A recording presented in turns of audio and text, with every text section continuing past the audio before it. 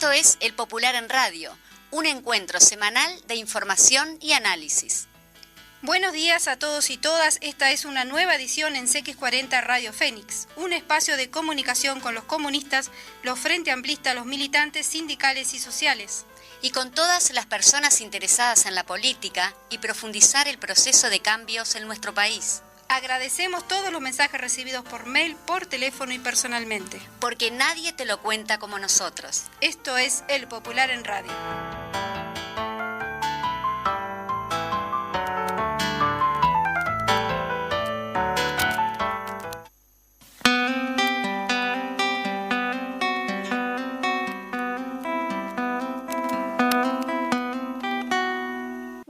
Muy buen viernes para todos. Hoy tenemos el último programa del Popular en Radio. Estamos a 31, viernes 31 de diciembre. ¿Cómo anda, Juan? Muy bien, ¿y vos cómo estás? Bien, acá, muy contenta con este último programa y todos los mensajes que hemos recibido de nuestros y nuestras oyentes, que les mandamos saludos, por supuesto. También vamos a arrancar saludando también y mandándole un saludo a la compañera Victoria, que por temas también de trabajo y temas que le llevaron a ocuparse, también dejó un gran abrazo, un gran saludo, y no pudo participar en el último popular del año, pero igual de todas maneras está con nosotros. Sí, les mandamos le mandamos un abrazo a ella, le mandamos un abrazo a toda la familia también. Federico, ¿cómo estás? También a Federico, que siempre está apoyándonos durante todo el año. Y en este sentido tenemos un programa especial, pero también hemos elegido un editorial especial que se ayorna justamente a los momentos que estamos viviendo. Un editorial que no caducó, tiene total vigencia. Bueno, entonces vamos a eso, María Bien, José. vamos al editorial que se titula El presidente sigue en su burbuja. Es un editorial escrito en el 4 de junio de 2021. Dice así: el día que Uruguay rompió 3 récords, máximo número de camas del CTI ocupadas 846, máximo número de camas intensivos ocupadas por una sola causa 587 por COVID-19 y máximo número de personas ingresadas en CTI en un día 62. El día que superamos las 300.000 contagios desde el comienzo de la pandemia. El día que murieron 52 uruguayas y uruguayos y alcanzamos las 4.494 muertes y pasamos los 37.000 casos activos. Ese día, el presidente de la República ratificó la estrategia que ha aplicado contra la pandemia y nos condujo a este dramático desastre. Esa actitud, aunque se la tape o se la intente disfrazar insólitamente de voluntad de diálogo y búsqueda de acuerdo, es una nueva demostración de soberbia, ceguera ideológica, aislamiento personal y político, con un agravante, la mentira. Luis Lacalle Pou tiene un estilo muy personalista de hacer política y eso lo trasladó a su forma de gobernar. Quizás tenga que ver con las tradiciones de un sector político, el herrerismo, muy dado a los caudillos fuertes, las herencias familiares, económicas y políticas, los personalismos, la poca presencia de ámbitos colectivos de decisión y una arraigada tradición conservadora. Y también con una trayectoria personal que, en el caso del presidente, siempre estuvo basada en la proyección de su figura por encima del sector y del partido. Para triunfar en las elecciones, tuvo que armar la alianza más amplia y heterogénea de la derecha y el poder económico de los últimos años. Lo obligó la incapacidad de dos grandes instrumentos políticos de las clases dominantes, el Partido Nacional y el Partido Colorado, de derrotar por sí solos al Frente Amplio. Lo hizo en base y conversaciones y acuerdos personales de líderes. Después de ganar, apostó a tener el sartén por el mango todo el sartén. Lacalle Pou gobierna como si el Partido Nacional y el herrerismo fueran toda la coalición de derecha. Esto se expresa con claridad en múltiples acciones de gobierno, el contenido de la Ley de Urgente Consideración, la Ley de Servicios de Comunicación Audiovisual, la sobreactuación y la deriva conservadora de Javier García en el ministro de Defensa para disputarle electoralmente e influencia a Cabildo Abierto y a José María Sanguinetti, la crisis con Ernesto Talvi y un largo etcétera. Lacalle Pou gobierna con las prioridades del poder, tema por tema. Una vez, la LUC es un buen ejemplo, pero también el presupuesto, la política salarial y el acoso a las empresas públicas. Gobierna con un estilo macrista, lejos de la tradición política de Uruguay, aunque aparezca con ponchos patrios, vinchas, mates y facones. Está cuechado hasta cuando se peina el jopo, a veces aparece espontáneo, otras estudioso y elaborado, otras apasionado y casi frenético. Hay en su gestión, como lo hubo en su candidatura y su carrera política toda, un destacado lugar para el marketing político, los medios y las redes sociales. Lacalle Pou ha construido su propia burbuja. Allí se siente líder y seguro. El problema es que se ha acostumbrado a ver a la sociedad y a relacionarse con ella desde esa burbuja. Eso que sería arriesgado para gobernar en tiempos normales, teniendo que articular una coalición porque su partido y su sector no tienen, ni de cerca, el peso que parece querer representar a Lacalle Pou. Es decisivamente suicida en medio de una de las peores crisis de la historia y de la pandemia. Lacalle Pou hace lo que le niega al resto de la sociedad. Se construyó una burbuja infranqueable, donde no llega nada, ni siquiera la realidad. Esa cosa tal molesta que se empecina en seguir extendiendo al margen de su voluntad. Lacalle Pou se sintió muy cómodo al principio de la pandemia, cuando una cadena nacional por día, donde decir lo que quería y cómo quería, protegido por el sentimiento de la unidad nacional. Era el líder de un ejemplo. Lo llamaban los medios internacionales, en particular los de derecha argentinos, que lo entrevistaron encantados y lo defendieron con fruición hasta cuando hizo el impresentable berrinche en el Mercosur. El problema es que no escuchó a nadie, salvo a las y los que le dijeron que era el número 1 de la barra del British, y ahora que todo se vino abajo, es incapaz de aceptarlo. Solo así se explica el miércoles, cuando se registraron 52 muertes y llegamos a las 4.394, Lacalle Pou se haya negado a conocer el fracaso de su estrategia, la que nos explicó durante más horas que las telenovelas turcas, las de las exhortaciones a la libertad responsable, cuidar a los Maya Oro y mover con su habilidad nunca bien ponderada las perillas. Señor presidente, aunque a usted le cueste creerlo, todo eso fracasó.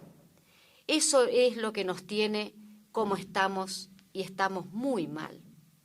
Lacalle Pou se resistía a unirse con la comisión de seguimiento que creó el Senado, en la que están todos los partidos políticos representados en las cámaras. No le gustó compartir la escena. Recordemos que cuando le preguntaron si iba a convocar a un diálogo nacional, respondió con su soberbio ¿para qué? Ya estamos yo y mi equipo de marketing, que sabemos cómo se hace todo y cómo contárselo. Así que esperen y no molestes, le faltó decir. Finalmente se tuvo que reunir, pero antes tomó medidas de cordón sanitario, no contra el COVID-19. Va de veto, sino contra el diálogo. En una entrevista en Subrayado, el día antes de reunirse con los senadores de todos los partidos, anunció que iba a seguir con su estrategia. Y en la entrevista mintió. Dijo que había implementado la mayoría de las medidas recomendadas en diciembre y en febrero por el Grupo de Asesoramiento Científico Honorario. También dijo que el representante del Frente Amplio en el directorio de ANCAP había votado a favor de aumentar el precio final de los combustibles. Integrantes del GACH y Walter Sosa, el director Frente Amplio de ANCAP, lo desmintieron, pero la calle Pou mintió sin prurito, en vivo y en directo por televisión. Lo mismo hicieron por él los representantes oficialistas un día después. Dijeron que había clima de acuerdo y que el presidente había transmitido que tomaría en cuenta hasta 7 de las propuestas que presentó el Frente Amplio. Eso es mentira. No fue lo que pasó en la reunión. El Frente Amplio presentó a la Comisión de Seguimiento del Senado un documento con 6 apartados. Medidas sanitarias, ingreso básico de emergencia, suspensión de lanzamientos y cortes de servicio, y deferimiento de cuotas, viviendas y pago de los servicios para los sectores más necesitados. Empleo y seguridad social, apoyos a las micros y medianas empresas. Adelantó la inversión pública y apoyó a la inversión privada en infraestructura y vivienda. Contemplaba 24 medidas. El Poder Ejecutivo anunció que iba a estudiar 4, ninguna de las centrales o definitorias. La calle Pou le transmitió a las y los senadores que no piensa tomar medidas de restricción de la movilidad porque está convencido que la gente no las va a respetar. Eso sí pasó. Es increíble.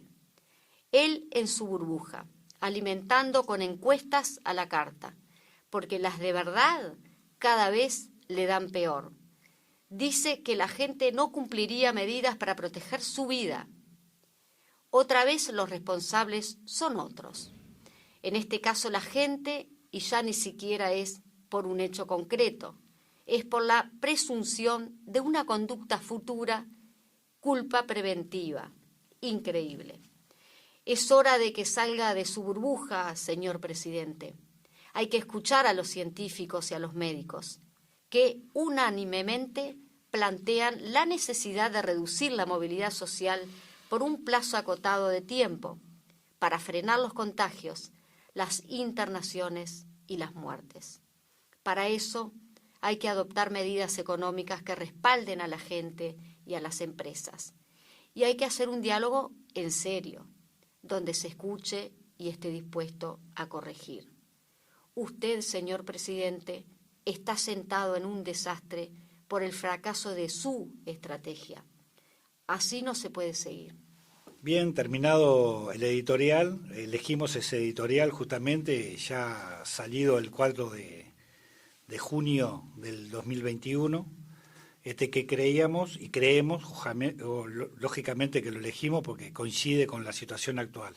Justamente ahora empezó a crecer, no sobre el tema de la pandemia del virus anterior, sino los contagios con la nueva cepa. Y bueno, y algunos hechos que tienen que ver justamente con pérdidas de trabajo, ¿no? Que si bien el gobierno aseguró llegar a un acuerdo, el acuerdo es que muchos trabajadores van a ir a una bolsa. Se golpean el pecho que nadie pierde la fuente laboral, no es correcto. Van a una bolsa de trabajo que posiblemente las otras mutualistas, donde van a ir los usuarios, puede ser que los tomen. Entonces, digo, una situación bastante compleja. Después de extender mucho seguro de desempleo también, ¿no? Claro. Exactamente. En este sentido, lo que leíamos en el editorial, que es un comportamiento del presidente en cuanto a la pandemia, en cuanto al peor momento de la pandemia, también lo está teniendo en cuanto a tomar decisiones de lo que está sucediendo ahora con el tema de los trabajadores. Es decir, ya es una actitud que nos tiene acostumbrado, lamentablemente, el presidente. Bien, bueno, María José, saliendo del editorial y los comentarios... Tenemos la entrevista central... una entrevista que... El invitado de lujo. El invitado de lujo, justamente que está estrenando la presidencia del Frente Amplio después de tener, holgadamente todos los votos para que así sea. Vamos a tener la entrevista central del programa del Popular del 31, último día del año, último Popular del año, con Fernando Pereira, que va a ser la entrevista central y la vamos a compartir en este momento con todas y todos los oyentes. Hoy tenemos un programa especial en el Living del Popular, y en este programa especial justamente invitamos un invitado especial. En este sentido estamos con Fernando Pereira.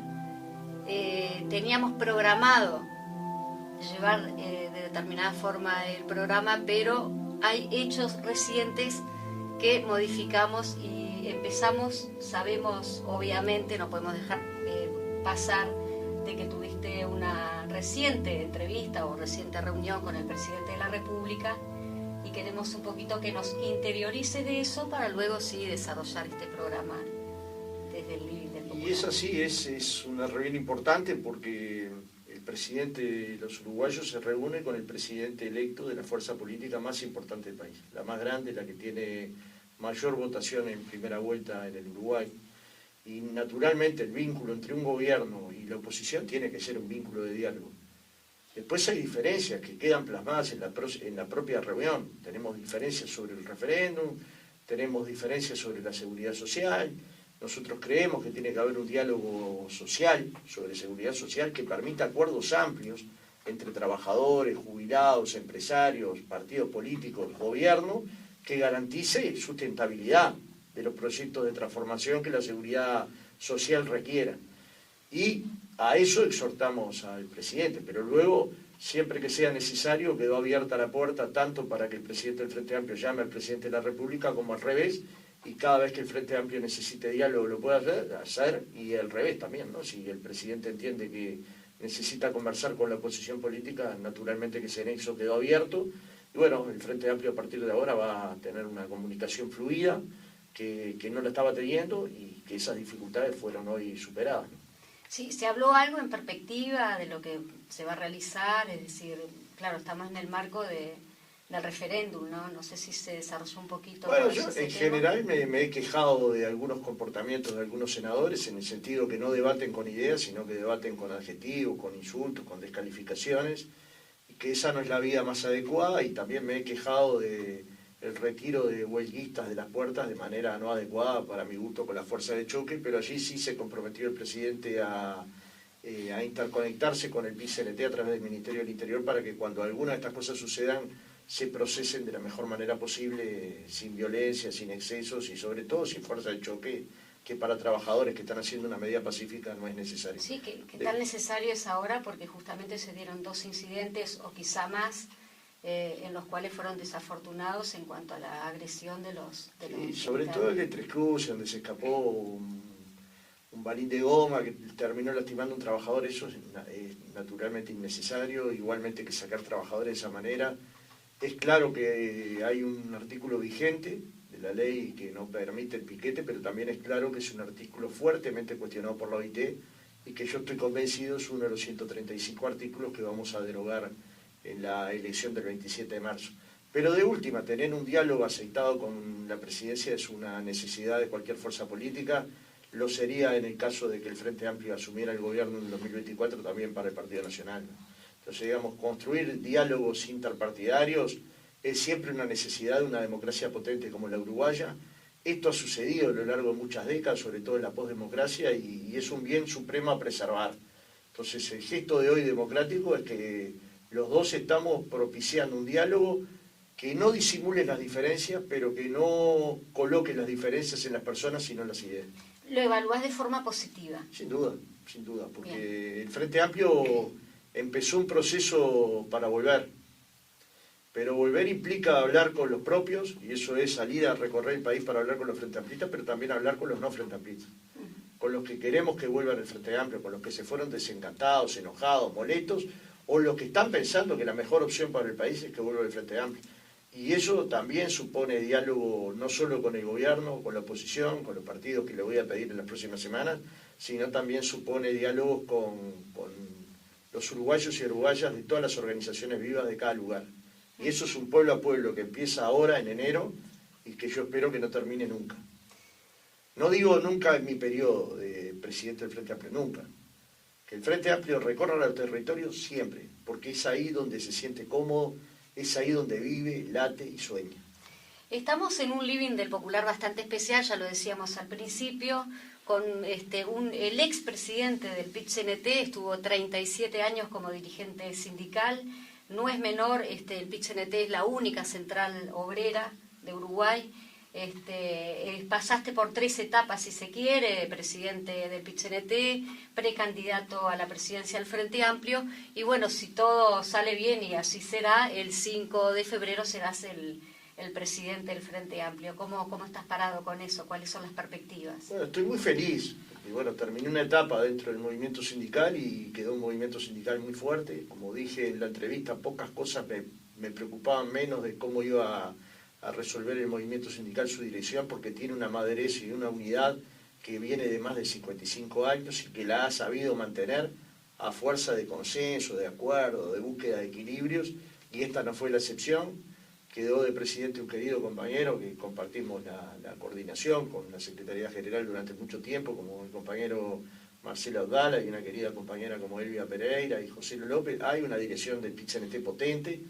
Y tengo la nostalgia que cualquiera tiene después de estar tanto tiempo en un mismo lugar haciendo una tarea que la consideré la tarea más valiosa del mundo y la sigo considerando, pero también soy consciente que mi tiempo en el PIT-CNT se estaba terminando y que este paso a la actividad política supone un nuevo desafío, que es construir una fuerza política capaz de pensar la izquierda del futuro, las transformaciones del futuro, el vínculo con la cultura y los cambios culturales, el vínculo con la ciencia y el desarrollo productivo, el vínculo con la academia, con la intelectualidad, el vínculo con los jóvenes y con los feminismos. Y esa es una tarea que la presidencia la va a hacer. De hecho, nuestras propuestas, si el plenario no las vota, es juntar los funcionamientos lunes y martes de la mesa y del secretariado para que el resto de la semana se pueda ocupar recorriendo Montevideo, Canelones y el resto del país. Y es más lo que tiene que hacer la presidencia fuera de la sede del Frente Amplio que dentro de la sede del Frente Amplio. Sí, ganaste holgadamente esa presidencia y yendo un poquito en perspectiva, ¿tenés alguna cuestión interesante ahí? Porque tú lo decías justamente de que falta un poquito el tema territorial, es decir, el trabajo del presidente del Frente Amplio en los territorios. ¿Tenés pensado un poquito cómo vas a trabajar en eso? Sí, lo primero es que vamos a dar señales de renovación generacional y de paridad, proponiéndole al plenario que adopte como vicepresidenta del Frente Amplio a la compañera Verónica Piñeiro, una militante de base del Frente Amplio con una larga trayectoria de militancia de base y en la dirección del Frente Amplio, que fue vicepresidenta ya en una ocasión del Frente Amplio, que tiene una expertise en el tema medioambiental y que le va a dar una frescura al Frente Amplio que el Frente Amplio necesita. Y a Daniel Mariño, que fue miembro de la UJC, de hecho secretario general de la UJC, pero que trabaja como secretario político del PIT-CNT conmigo hace casi una década, que es un tipo profundo, analítico y crítico. Nadie me ha criticado tanto como Daniel a lo largo de mi vida, y eso a mí me hace falta, lo necesito. A todas las personas les gustan que le digan que estuvo bien, pero todas las personas también necesitan que alguien les diga: acá fallaste, acá lo tenemos que pensar un poco más, acá tenemos que buscar más información, y el compañero realmente es de perfil muy bajo, pero es de alma muy amplia y de pensamiento muy profundo. Entonces, digamos, tenerlo conmigo es grandioso para mí y va a ser grandioso para el Frente Amplio, y son gestos de renovación generacional que lo vamos a ir dando por todas partes. Y también uno mira las presidencias de las departamentales y hay más mujeres que varones ganando la mayoría de las departamentales, y bueno, por suerte creo que vamos camino a la paridad y a la renovación generacional. Sí, te toca trabajar en otras trincheras, ¿no? Estando como presidente del PIT-CNT, se lograron esas 800.000 firmas, nada más ni nada menos, conjuntamente con las con las Intersocial, Feminista, FUCBAN y todo eso. En este sentido, ahora te va a encontrar un referéndum, una campaña por el referéndum, siendo presidente del Frente Amplio. Sí, el Frente Amplio, esta campaña la tiene que hacer con modestia.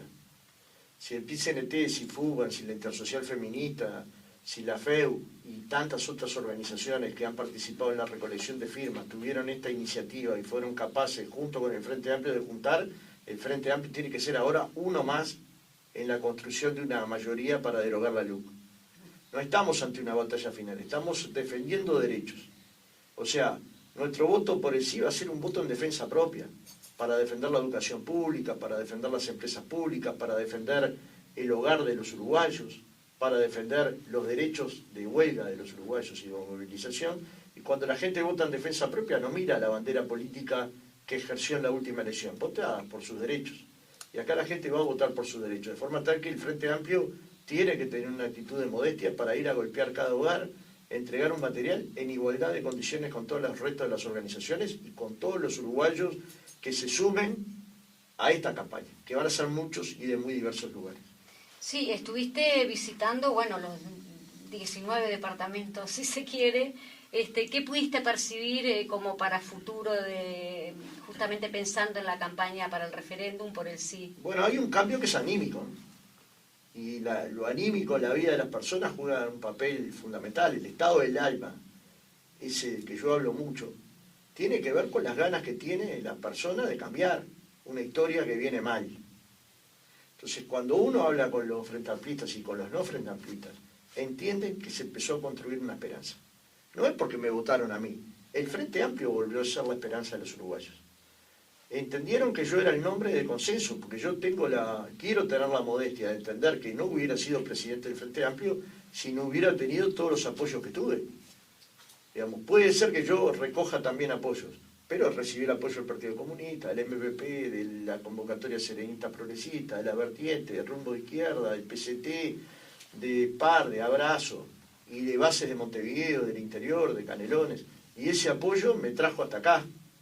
Yo no me puedo olvidar que estoy parado sobre esos apoyos, que los voy a utilizar para transformar el Frente Amplio, pero que no lo puedo hacer sin esos apoyos.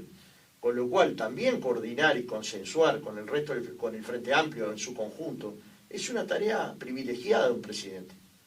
Ahora, cuando vos vas y hablas con los frentamplistas, y los frentamplistas tienen esa alegría, esa ternura, eso de traerte una pascualina, una torta, o ofrecerte el patio el garaje de su casa para dormir, son actos de amor. Ese Frente Amplio que ama, que transforma, que vibra, que hace cultura, es el Frente Amplio que quiere volver. Y quiere volver para transformar. Y quiere volver para discutir. Y quiere volver para ser más profundo. Ese Frente Amplio está construyendo una nueva esperanza. Y cuando la gente tiene esperanza, lucha con alegría, vive con alegría. Porque tiene al final del camino una recompensa, que no es solo volver a gobernar, que es que la gente viva mejor, que la gente tenga derechos, que la gente construya sueños a lo largo de su vida y que le dé valor, que le agregue valor cultural. Si todos los uruguayos accediéramos al cine, al teatro, a la música, al ballet, a la danza, seríamos uruguayos mejores, más cultos, más profundos. Y esto siempre es una deuda de la izquierda con la sociedad. La izquierda de la cultura no solo la precisamos para que canten en nuestros actos, la precisamos para el debate cultural, para ver qué prima en la cultura nacional. Porque a veces una copla dice mucho más que un discurso, ¿no? O un pequeño fragmento de una obra de teatro te cambia la vida en un segundo. Entonces, a veces yo comento eso, una obra de teatro vale como por 6 horas, porque después quedas pensando qué habrá querido decir, qué habrá querido decir el autor, este gesto que habrá significado, y nunca lo sabrás, pero por una hora te llevas como 6, o sea, no solo te hace mejor, sino que te hace más profundo. Tratar de que esto llegue a los contextos críticos tiene que ser una discusión de la izquierda. ¿Cómo hacerlo? ¿Cómo promoverlo? ¿Cómo generarlo? La cultura en el barrio es una cuestión que tiene que llegar, y no llega de cualquier manera. No pensemos que podemos llegar de hoy a mañana con Hamlet a todos los barrios. Llegaremos con otras cosas, pero tenemos que construir las condiciones para que cuando llegue Hamlet la gente la pueda entender. Entonces, esto es trabajar para los más débiles. No solo construir recursos económicos, salariales o no salariales, sino construir derechos culturales y sociales para las personas. Bueno, lamentablemente tenemos que interrumpir la entrevista, pero tenemos que ir al corte y bueno, inmediatamente que volvamos del corte seguiremos con la entrevista.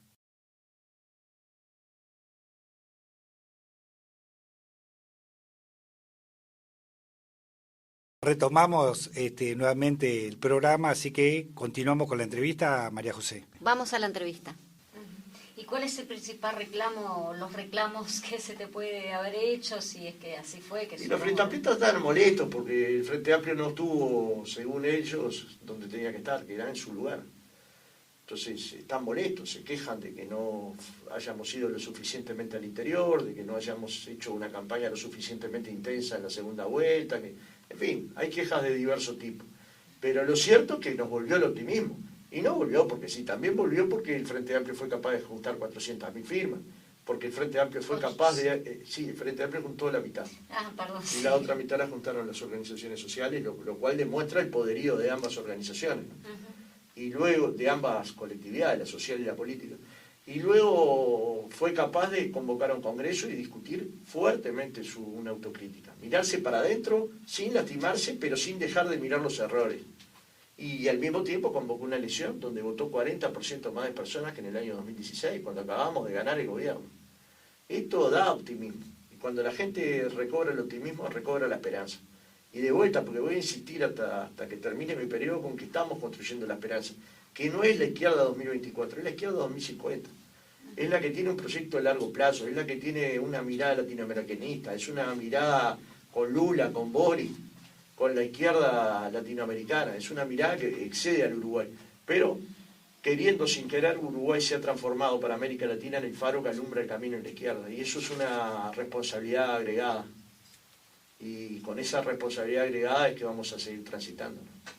Bien, el 5 de febrero entonces estarías asumiendo cuál es tu prioridad, ni bien asumas, supongo que obviamente el referéndum, pero cuál es la tarea. Hasta el 27 de marzo ninguna otra. Bien. Probablemente ¿Cómo hagamos convocás alguna... a los militantes, digamos? Y los militantes me están convocando a mí. O sea, nosotros no estamos teniendo problema con los militantes. Los militantes tienen una gana que te atraviesan. Nosotros tenemos que darle a los militantes herramientas técnicas, políticas y de cómo encarar al ciudadano para que golpeen la casa de todos los hogares. Y hay gente para hacerlo. Y uno piensa en temas económicos y enseguida se te caen 10 nombres en la cabeza. Y piensa en temas de la seguridad y lo mismo. Y piensa en los temas de la inclusión financiera y lo mismo. Y piensa en los temas de los derechos laborales y lo mismo. Entonces, digamos, si nuestros compañeros tienen todas las herramientas para salir a golpear, van a salir y van a convencer a miles de uruguayos como lo hicieron entre la primera y la segunda vuelta del 2019. Y eso es lo que tiene nervioso el gobierno, si no, no estaría la calle Pou en campaña. ¿Por qué van a tener al presidente en campaña un referéndum si creyeran que es tan fácil ganarlo? Porque no lo es, porque es muy difícil que ellos lo puedan ganar, porque la razón está de nuestro lado, porque los fundamentos que tenemos son de fuerte peso, porque la gente sabe que le estamos defendiendo sus derechos, y que los ciudadanos cuando defienden sus derechos dejan de mirar sus banderías políticas y actúan con libre albedrío. Y ese libre albedrío, esa libertad responsable, ahora se va a utilizar para derogar 135 artículos de una ley que no debió aprobarse de esta manera, ¿no? ¿Te das cuenta que asumís la presidencia del Frente Amplio con un referéndum ahí en la puerta el 27 de marzo? Lleno de esperanza. Una tarea bastante... Sí, el Frente Amplio es una herramienta fantástica que la izquierda construyó y que puede juntar cristianos y marxistas, puede juntar personas que vienen de los partidos tradicionales y que son progresistas, puede juntar gente que venía del anarcosindicalismo, y todo esto lo puede juntar porque hay un conjunto de orientaciones en las que pensamos que la gente tiene que estar en el centro de las preocupaciones de la izquierda, de los uruguayos y de América Latina. Y cuando esas preocupaciones las tenés en la mano y las ponés y las haces palpables, empieza la gente a construir su propio destino. La izquierda nunca se autoconstruyó y pensó lo que había que hacer para los demás, siempre lo quiso hacer con los demás. La izquierda no puede proponerse cambio con los trabajadores sin no consultar a los trabajadores. No puede pensar en los cooperativistas sin no consultarlos. No puede pensar en el medio ambiente sin consultar a las organizaciones. El feminismo tiene que ser parte de nuestra organización. Todos los feminismos. Y algunos vendrán y otros no, pero nosotros tenemos que convocarlos a todos. Y eso es construir una nueva mayoría, que no es política, que es conceptual, que es hacia dónde va una nación en términos de principios, en términos de valores, en términos de programa. ¿Qué es lo que queremos transformar en la próxima etapa? Y el Frente Amplio no lo va a decidir a través de su presidente, el Frente Amplio es colectivo. Yo no tengo que conversar con los principales sectores del Frente Amplio, pero tengo que conversar con las bases de Montevideo, con las bases de Canelones, con las bases del interior, y teniendo siempre paciencia porque el Frente Amplio construye los consensos lentamente pero sólidamente. Entonces, ese es un trabajo que hay que hacer, pero nunca sin dejar de visitar a los uruguayos, porque si toda nuestra tarea va a ser de Colonia y Ejido hacia adentro, estamos liquidados. Ahora, nadie entendería que con mi forma de pensar la huella no se llene de cultura, no tenga obras de teatro, no tenga muestras de cuadros, no tenga música en vivo, la huella va a tener vida. Ya nos estás hablando un poquito de lo que tenés pensado. Entonces. Sí. Y va a haber espectáculos grandes. Y la izquierda tiene que volver a convocar a su gente a tocar en espectáculos grandes para construir recursos financieros, sí, pero también para construir cultura nacional, que es nuestra, y que no tenemos por qué ocultarla, y que ha sido parte de los equilibrios. Para nosotros cantó Joan Manuel, para recoger fondos para quienes estaban presos en el Uruguay, pero al mismo tiempo el Sabalero y los olivareños y tantos otros, y cuántas veces ha cantado para nosotros Larbanua y Guerrero y los mejores músicos uruguayos, ¿no? Entonces, digamos, ese vínculo con la cultura puede ser un vínculo que le contribuya financieramente al Frente Amplio, pero nunca va a ser lo principal lo financiero. Va a ser lo principal lo que esa cultura le agregue al Frente Amplio en términos de valores. Pensemos que el Frente Amplio no sería lo mismo con Citarrosa que sin Citarrosa. ¿Cuántas cosas nos enseñó Citarrosa con una pequeña canción, tipo Crece desde el pie? O cuánto amor dio, ¿no? O cuánta falta hacía en la fila, o cuánta melancolía de no poder vivir en nuestro país. ¿Y por qué los vamos a olvidar si eran nuestros? El Sabalero y tantos otros, ¿no? Entonces, digamos, también recordarlos es poner en vigencia que la batalla es cultural, que los cambios son culturales o no son. Porque no es un problema si yo mejoro el salario de la gente puede vivir mejor. El cambio verdadero es si ese cambio de vida, por la mejora de sus ingresos, por la lucha cotidiana de los trabajadores, se transforman también en un cambio cultural que nos permita construir un hombre y una mujer nueva, que tengan otros valores, que tengan otra estrategia de sobrevivencia, que sean colectivistas, solidarios, creativos, que nos permitan tener una visión crítica del mundo y mirarnos con nuestros defectos con dolor, pero también nuestras virtudes con alegría, ¿no? No podemos estar sufriendo, nadie quiere sufrir las 24 horas del día. Nosotros tenemos que ser el optimismo, la alegría, el color. Nuestra batalla es contra el país gris. Y siempre ha sido contra el país gris.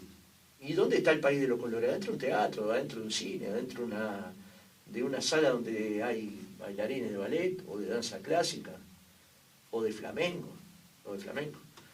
Entonces, esa cultura que penetra en la huella de Sereni tiene que penetrar en la huella de Canelón, en la huella de Maldonado, en la huella de 33, la huella de Cerro Largo, y por todos lados tiene que ir permeando. Porque esa es la gran batalla que tiene que dar el Frente Amplio, que no termina nunca, que es una batalla eterna, porque es una batalla por principios. Es la sociedad de la condescendencia, del amor, de la solidaridad, de la que tantos hombres y mujeres soñaron y por la que tantos hombres y mujeres murieron. O sea, nosotros tenemos cargas afectivas muy grandes arriba de nuestras espaldas, pero no lo tenemos que vivir con sufrimiento, lo tenemos que vivir con gozo, porque detrás de eso hay sueños, hay esperanza, hay valores, hay cosas que nos dejaron. Y la verdad es que hemos logrado no olvidar. Ninguno de nosotros olvidó a los desaparecidos. Ninguno de nosotros dejó de reclamar 40 años después por verdad, memoria, justicia y nunca más. Y esas banderas están con las nuevas generaciones, los pibes de 18 años levantan esa bandera. Entonces, si habremos hecho cosas para transformar la nación, pero es necesario estar en una batalla cultural. Bueno, esos pasos hay que darlos. Y yo estoy convencido que el Frente Amplio nos va a apoyar, en el sentido de que llenar la huella de cultura es llenar la huella de valores. ¿Cuánto nos va a dejar financieramente? Probablemente nada. ¿Cuánto nos va a dejar en términos políticos? Muchísimo. Inconmensurable. Y luego, ¿cómo los artistas, los actores pueden, los hombres de la cultura pueden incorporarse a un debate que es político? Que no es solo el arte y el arte y el conocimiento, también es político. ¿Cuántos le pueden aportar a la política del Frente Amplio? Yo creo que mucho. Tantos afectos que tenemos encima, decías, y bueno, nos comentabas antes de comenzar este living de que tuviste la despedida con tus compañeros del PIT-CNT. ¿Qué te generó eso? Y bueno, yo tengo el cuadro que me regalaron en el congreso de dos bailarines de tango, el tango Garufa, y está en lo mejor de mi vida. El PIT-CNT está en lo mejor de mi vida, es imposible no pensarlo. Me despierta muchas emociones, pero también me despierta nostalgia preciosa. No es la nostalgia que se sufre, sino la nostalgia que se disfruta, que se vive como un abrazo. Eso del abre tus brazos y ciérralos conmigo adentro, es parte de lo que el PCNT hizo conmigo, ¿no? Es que como presidente del Frente Amplio supongo que también tendrás el apoyo de esos compañeros del PIT-CNT. Bueno, duda. el diálogo no hay duda que lo voy a Diálogo, tener, porque exacto. y no siempre van a estar de acuerdo con el Frente Amplio. Y si algo yo sé, es que el Frente Amplio es un partido político y el PIT-CNT es una fuerza social independiente de los partidos políticos. Yo lo viví. Cuando me dicen, vos conocés menos de la estructura del Frente Amplio, digo, sí, yo conozco mucho la del PIT-CNT. Ahora, una estructura Ahora se vas a enseña, estar desde... se aprende.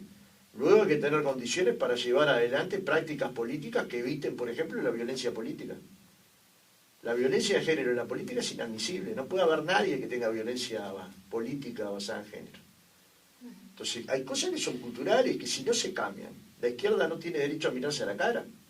Nosotros no vamos a poder mirar a la cara. En la medida que en los debates con compañeras las respetemos, las escuchemos, no murmuremos cuando habla una compañera, no discriminemos, porque no hay derechos y porque además las compañeras tienen 2 años más de formación profesional en promedio, de educación formal y de formación universitaria. Entonces, respetemos los conocimientos, valoremos a nuestras compañeras, porque están construyendo el futuro de la izquierda. Y el futuro de la izquierda no solo es paritario, es igualitario. Nos tenemos que mirar como iguales y nos tenemos que respetar como iguales. Y ese es un cambio cultural que en el PIT-CNT se hizo fuertemente y que hay que hacerlo fuertemente dentro del Frente Amplio. ¿Se ha hecho muchas cosas? Sí, señor, pero hay que seguir haciendo.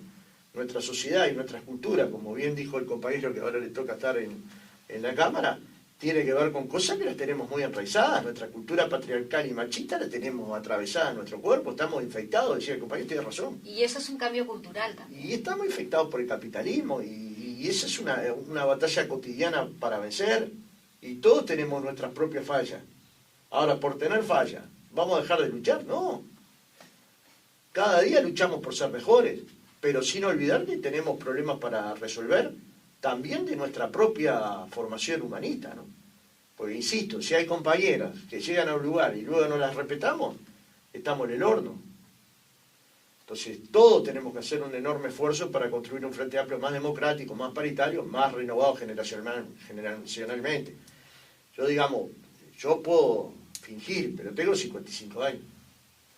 Y estoy convencido que las revoluciones los hacen los jóvenes. Entonces, ¿yo qué tengo que impulsar? Jóvenes, que son los que van a venir con las nuevas ideas.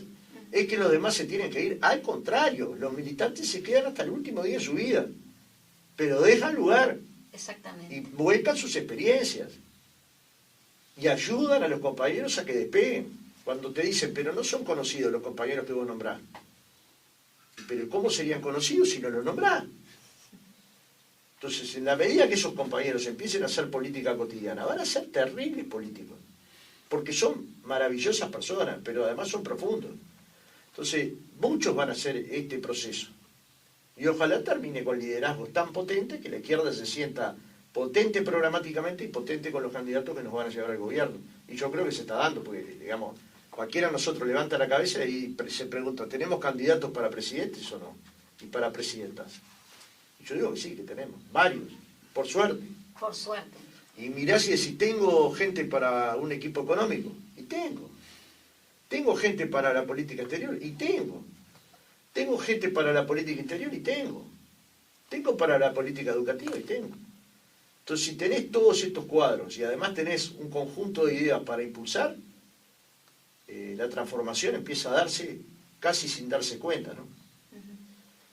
Estamos a un paso del 2022. ¿Cuál sería el pequeño balance o dentro de lo breve que nos quedan los minutos? Y obviamente no vamos a hacer una perspectiva muy larga, pero un breve balance y un indicio de perspectiva. Bueno, es maravilloso que en 2 años nos hayamos parado sobre nuestros propios pies, ¿no? Nosotros, estamos hablando también tema pandemia. Político, ¿no? Pandemia nos pasó de todo. Porque increíble, unas 800.000 firmas en el marco de la pandemia, ¿no? Yo además agarré COVID, me agarró duro, por momentos temí que pudiera ser mi final, o sea, fue un año difícil de tolerar, ¿no? Tenía síntomas duros y sigo teniendo algunas pequeñas secuelas, pero al mismo tiempo un montón de esperanzas, porque, bueno, logramos consolidar una izquierda que se proyecta, logramos consolidar, el movimiento sindical logró consolidar mayorías en lugares estratégicos como la ANEP, ganando los 2 cargos y como en el Banco de Seguridad Social, ganando la representación de jubilados y de trabajadores. Y eso no son batallas del Frente Amplio, pero el Frente Amplio no las puede mirar como si nada sucediera. Entonces, hay cambios en el año 2021 que han sido una carga anímica fundamental. Las elecciones estudiantiles. Bueno, sí, la elección del sindicato médico. Mirá que es maravilloso ver cómo luego de que todos pensaban de que podía haber una debacle, esa debacle no se dio, y que las organizaciones que laburan todos los días son las que representan a la gente. Eso es lo más maravilloso que le puede pasar a un país. Pues si el PIT-CNT dirigiera a los trabajadores uruguayos, pero luego perdieran las representaciones, toda su legitimidad quedaría en riesgo. Y esa legitimidad no está en riesgo porque la fuerza de los trabajadores radica en que la gente defiende sus derechos. Entonces, hay cosas maravillosas que pasaron y cosas muy duras, ¿no? ¿Cuántos familiares nuestros han muerto, o amigos, compañeros, militantes, en la propia recolección de firmas, ¿no? ¿Cuántos de nosotros sufrimos y padecimos esta pandemia y todavía nos queda un rato largo de atravesar penurias? Ya vieron la cantidad de casos que hay hoy por Omicron y otras variables de la pandemia que nos van... Y otras trabas que puso el gobierno también para no lograr esas 800.000 firmas. Hubo trabas de todo tipo, no darnos plazos, no darnos la cadena en un momento tan duro, pero la gente es maravillosa. Yo en un momento, el otro día lo conversaba con Marcelo Andala, cuando el número era 570.000 firmas y faltaban nada más, nada menos que 130.000 para llegar al mínimo. Decíamos, bueno, esto es casi inviable. Si uno no apela a la sensibilidad, a la militancia, a la fortaleza de nuestros compañeros y compañeras, va a ser muy difícil. Y fue aquella convocatoria que hicimos en Fuga, que dijimos, no precisamos que la gente salga y junte miles de firmas. Precisamos que miles de uruguayos y uruguayos salgan y junten algunas firmas. Y cuando empezamos a ver, porque una cosa es que lo mirarlo hoy, ¿no?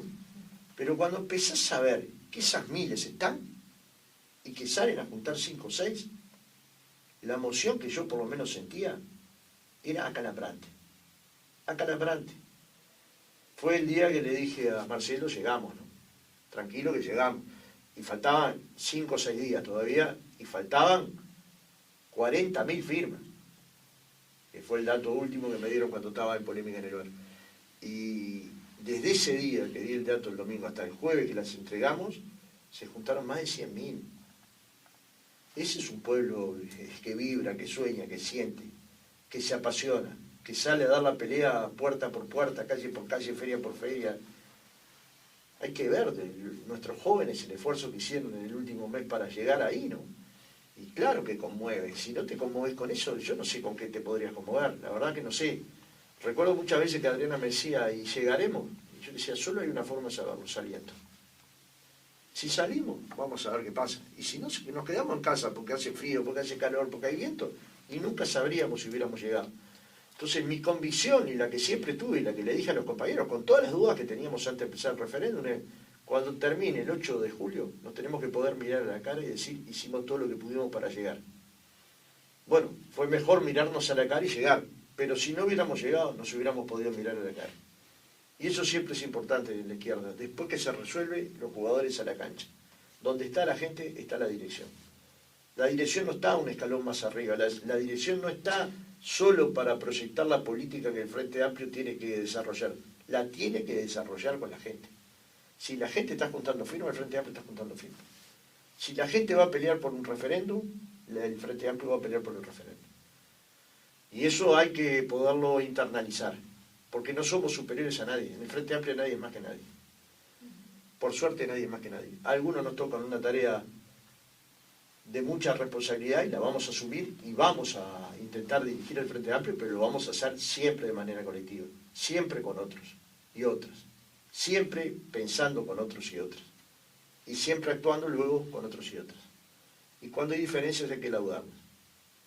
Y tiene organismos el Frente Amplio para laudarnos. Bien, muchísimas gracias a Fernando Pereira que estuvo con nosotros justamente en el último programa de El Living del Popular. Estaremos encontrándonos en la militancia lo más probable.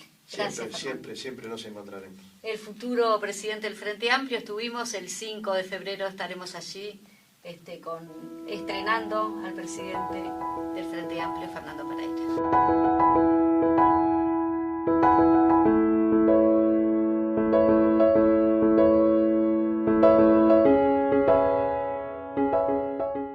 el último programa del año, María José, este último popular, como bien vos lo decías. Y bueno, tendremos unos breves segundos, en este caso, para dirigirnos a nuestros compañeros, compañeras, a nuestra sociedad. ¿Qué fue este año para cada uno, en este caso para vos? Sí, claro, reflexionar un poquito en cuanto a eso, que si bien vamos a estar en épocas de verano y de vacaciones, yo creo que nos tiene que agarrar de todas maneras o nos tiene que encontrar el año que viene ya a un día militando para derogar justamente los 135 artículos más retrógrados de la Ley de Urgente Consideración. Por allí tendremos el 27 de marzo el referéndum y espero que, bueno, todo el esfuerzo que hagamos en estos meses, enero y febrero, que son tan característicos en cuanto que parece que uno se va de vacaciones, ver la forma, ver los recursos, como bien lo decía el otro día el secretario del Partido Comunista, Juan Castillo, de qué forma nosotros podemos encontrarle la vuelta para poder militar, para poder derogar esos 135 artículos de la LUC. Sí, la verdad que bueno, en lo personal fue un año muy complicado, la verdad muy complicado, principalmente por el tema de la pandemia. Primero perdimos el gobierno, segundo el tema de la pandemia, donde también se ocasionó pérdidas de gente muy allegada, amigos, y que de repente a veces uno no tiene mucho para festejar. Pero de todas maneras, en la lucha cotidiana también fue una lucha de triunfo de las organizaciones sociales, y podemos enumerar algunas, por ejemplo, las elecciones del sindicato médico, las elecciones universitarias, también las elecciones que tienen que ver con el Banco de Previsión Social y Seguridad Social, ¿tá? El Congreso de las elecciones de FENAPES, la verdad que también hoy que está prácticamente también siendo atacado y denunciado por decir o reafirmar hechos que han pasado en el Congo, donde ahí hubieron, y el Uruguay y la Fuerza Armada nuestra están en un ranking que no lo hicimos nosotros, sino lo hizo la ONU, donde involucra a militares nuestros en esa situación de violación. Y que nuestro presidente de la República fue justamente a visitar a esos sí, y bueno, señores. El tema de FENAPE, Congreso del PCNT, donde también la derecha apostó a quebrar, Congreso del Frente Amplio, haciendo crítica, autocrítica y con balance, con perspectiva, y nada más y nada menos que las elecciones internas, que también involucra al invitado de hoy, que es Fernando Pereira, que bueno, el 5 de febrero obviamente asumirán todas las fuerzas políticas. Y las votaciones estudiantiles también. Desde ahí, exacto.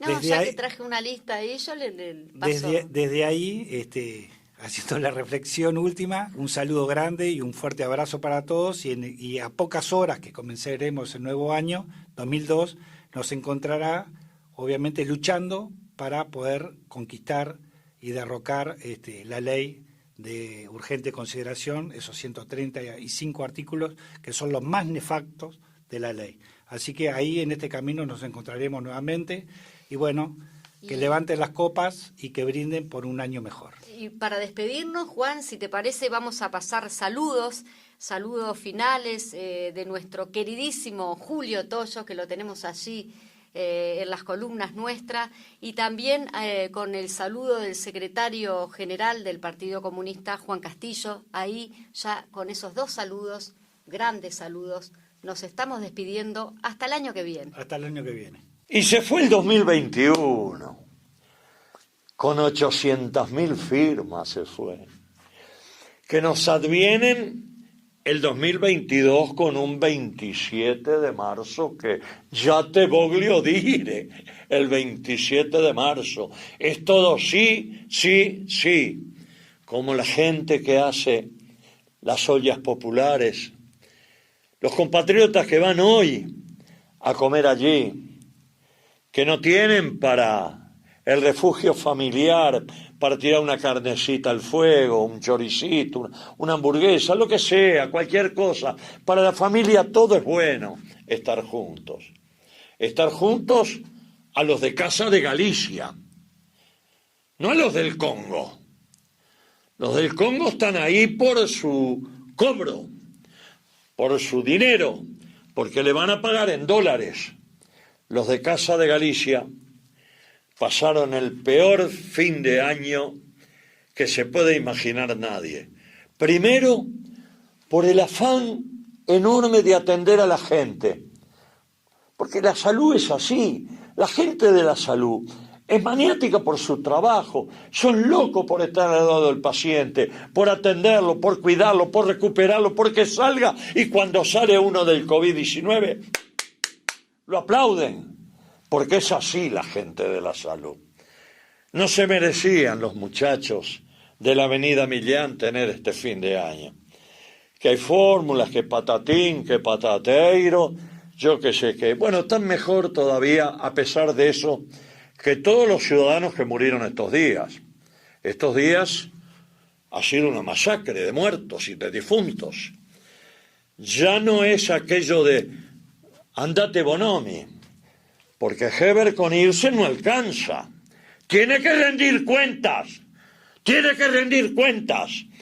Le metieron el verso que con la LUC iba a haber más seguridad. Nunca estuvo más insegura la gente que ahora. Por eso, a pedalear, un viejo ballista me dijo en la plaza de los bomberos que Grauer había puesto el Portland en Lanka. Había sido el gestor del Portland. Hoy se asociaron los que se quedaron con el Partido Colorado, se asociaron con los que mandaron en el 33 a los ballistas a la isla de Flores. Recuérdenlo, feliz año, camaradas, feliz año, compañeros, feliz año para todos, pero a seguir peleando, porque lo importante es seguir en la lucha.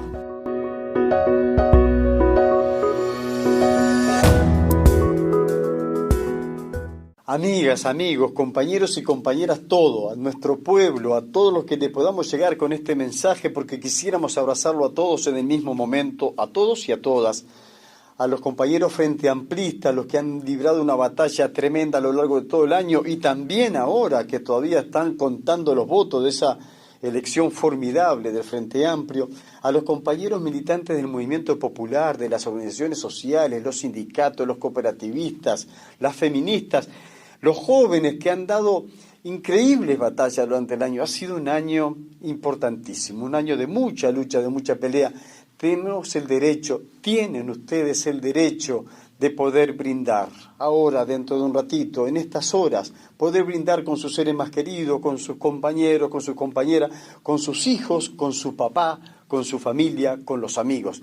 Tenemos el derecho a brindar, porque ha sido un año pleno y hemos estado rindiendo cuenta de todas esas batallas que tuvimos que enfrentar en medio de pandemia, en medio de enfermedades, dando batalla para recolectar firmas, luego contando de a una para ver si las Cortes las habilitaba o no, las pudieron contar y sobraron, dando participación, yendo a cada una de las actividades que nos convocaban el 8 de marzo, el 1 de mayo, el 20 de mayo, en la vigencia de la lucha por verdad, memoria y por nunca más. En todas estas, ustedes estuvieron presentes, fueron protagonistas, los verdaderos protagonistas de este movimiento popular, de esta hazaña popular que se ha gestado a lo largo del 2021.